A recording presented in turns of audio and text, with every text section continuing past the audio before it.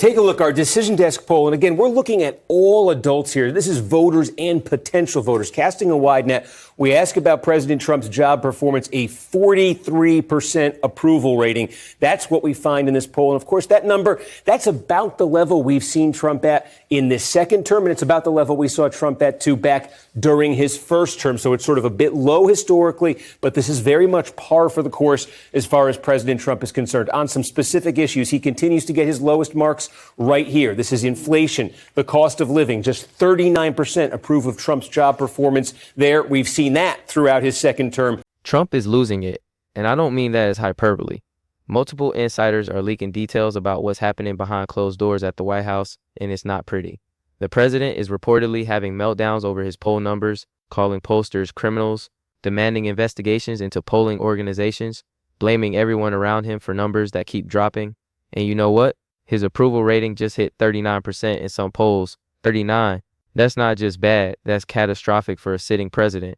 Now here's what insiders are saying. Trump's spiraling. That's the word they're using, spiraling. He's obsessed with the polls, checks them constantly, changes campaign strategy every week based on whatever the latest numbers show.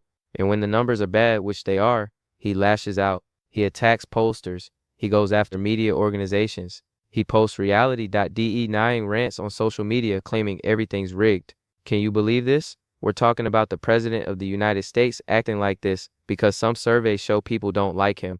If you're following these big developments and want to stay ahead of the headlines, make sure you hit that subscribe button. It really helps us keep bringing you sharp political breakdowns like this, because what we're seeing isn't just about poll numbers. It's about a president who's completely lost control of his messaging, his campaign, and possibly his composure.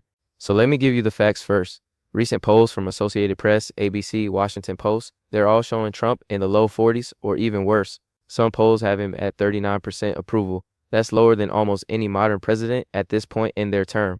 And it's not just overall approval. 72% of voters expect a recession. 73% rate the economy as bad. Even some Republicans are losing confidence in his leadership. These aren't small problems. These are fundamental failures of public confidence. And Trump's reaction? According to leaks from his own staff, he's melting down. He reportedly called pollsters criminals and demanded they be investigated. Yeah, investigated for doing polls. He's blaming Fox News after they showed his approval at just 44%.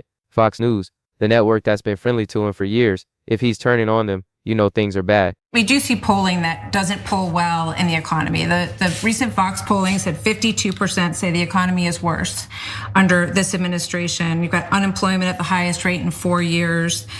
Groceries made a big jump in the last term. So how is that? You're looking forward with these plans that you just talked about. When will people feel that, Mr. Well, Trump, when the factories start opening. I mean, right now we're building them. And, Fox polling, I have to tell you, I've told you before, it's the worst polling I've ever had. Fox polling, I've told Rupert Murdoch, go get yourself a new pollster because he stinks. And this is for years now. Now let's talk about what's actually driving these poll numbers, because Trump's focusing on the wrong thing. He thinks the problem is the polls themselves. Like if he can just discredit the polling, the reality will change. But the reality is, people are unhappy. The economy's a mess from their perspective. Inflation's still high. They're paying more for everything. And when people feel economic pain, they blame whoever's in charge. That's just how it works. Trump can scream about fake polls all day, but that doesn't change the fact that voters are frustrated. And here's where it gets really interesting. Insiders describe chaotic days at the White House. Trump's not focused on policy solutions. He's not working on messaging that might actually improve his standing. Instead, he's fixated on punishing enemies. He's monitoring poll numbers obsessively. He's ordering attacks on critics. He's changing strategy week to week with no coherent plan. That's not the behavior of a confident leader with a winning strategy. That's panic. That's desperation. The leaked details paint a picture of a White House in crisis mode. Aides are reportedly walking on eggshells. Nobody wants to be the one to deliver bad poll news because they know Trump will explode. So you get this dynamic where people are afraid to tell the president the truth, which means he's making decisions based on incomplete or filtered information, which makes the problems worse, which makes him angrier. It's a vicious cycle, and it's exactly the kind of dysfunction that tanks administrations. Now, Trump's social media rants are getting more detached from reality. He's posting things like, "My approval has never been better," while every major poll shows him underwater. He's claiming polls are rigged when they show results he doesn't like. He's attacking specific polling organizations by name and threatening them with investigations. And look, every president complains about polls sometimes. That's normal. But what Trump's doing goes way beyond normal. He's trying to delegitimize the entire concept of polling because he can't handle bad news. And the economic data is brutal for Trump. 72% expecting a recession, 73% rating the economy as bad. Those aren't partisan numbers. Those are Americans across the political spectrum saying things aren't going well, and Trump's got no good answer for it. He can't blame Biden anymore. He's been president long enough that this is his economy now. He can't blame Democrats because Republicans control key levers of power, so he's stuck trying to convince people that their lived experience is wrong, that the economy's actually great, and they're just too dumb to see it. With regard to people's feeling about the economy and the tariffs, and some polls show that people are concerned about the tariffs as well. Yeah, that's only because they don't understand the word tariff. I mean, look, again, we have all this money, trillions of dollars pouring into our country only because of the tariffs. I mean, I'd like to say because of November 5th, the election, but it's really because of the tariffs. We have right now, when you look at our numbers, the investment that's being made in our country is, again, Biden's at 250 billion, right, and we're at 17 trillion. Yeah, that's a big number. No, nobody's ever heard of a number like that. That strategy doesn't work. Immigration's also killing him. He campaigned on hardline immigration policies. He's implemented those policies, and voters are looking at the results and saying this isn't working. You've got humanitarian crises at the border. You've got legal challenges to his executive orders. You've got stories dominating the news cycle about family separations and detention conditions.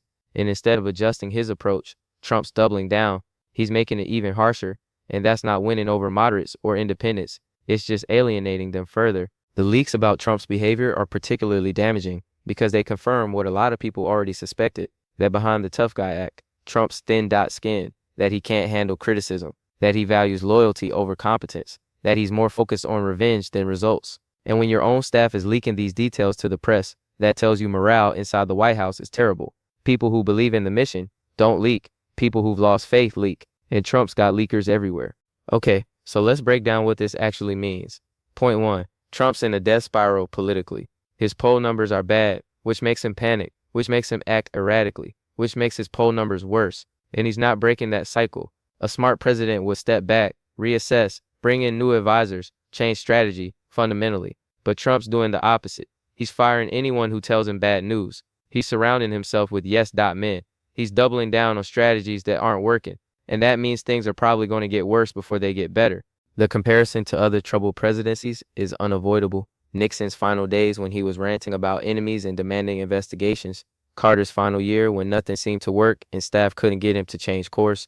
Trump's showing signs of the same kind of bunker mentality. And historically, when presidents get into that mindset, they don't recover. They spiral further into dysfunction until either they lose re-election or they become completely ineffective lame ducks.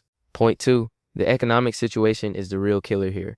Trump can rant about polls all he wants, but he can't rant away inflation. He can't tweet away recession fears. He needs actual policy solutions that make people's lives better, and he's not delivering those. Instead, he's picking fights with the Federal Reserve. He's threatening to fire Fed officials who won't do what he wants. He's pushing for interest rate cuts that most economists say would make inflation worse. None of that's helping. It's all making the economic situation more uncertain and more volatile. If today's politics really turn on the economy, as 81% of Americans who voted for Donald Trump said it did, then the economy might be flashing a red warning light to the president. Right now, 9 months into Donald Trump's second term, the national unemployment rate is 4.3%, 10.5% for young Americans ages 16 to 24 who face what is being called a no firing, no hiring economy. Just 22,000 jobs were added in August, and new government data shows employers created nearly 1 million fewer jobs over the past year than previously reported. According to the Organization for Economic Cooperation and Development, the overall U.S. tariff rate on imports sits at 19.5%.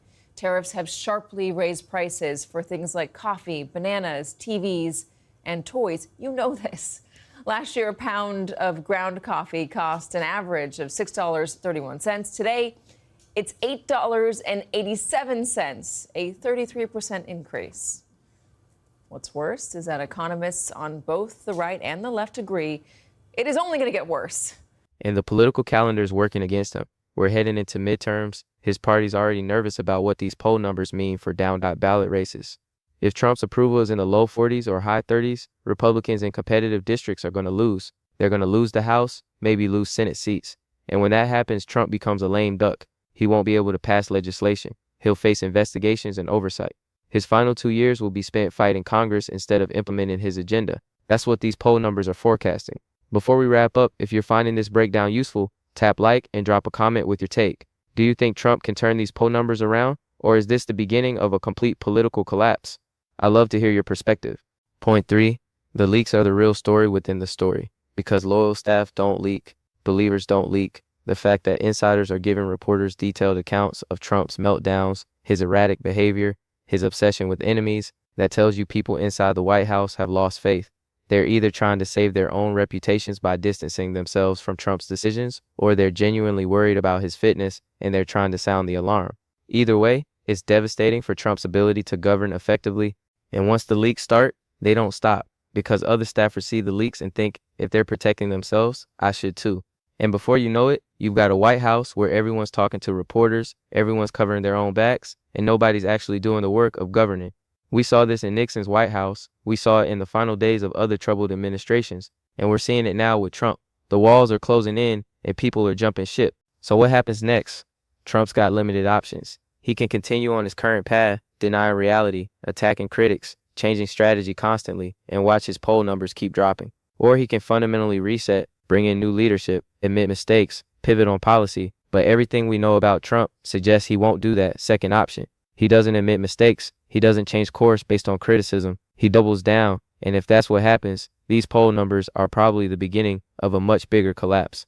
Bottom line, Trump's having private meltdowns over poll numbers that keep getting worse. His staff is leaking details of his erratic behavior. The White House is in chaos, and the economic and political fundamentals suggest things are going to get worse for Trump before they get better. This isn't just a bad polling period. This is a president in crisis. So here's my question for you. Can a president recover from this kind of dysfunction and poll collapse, or is Trump too far gone to turn it around? Let me know what you think in the comments below.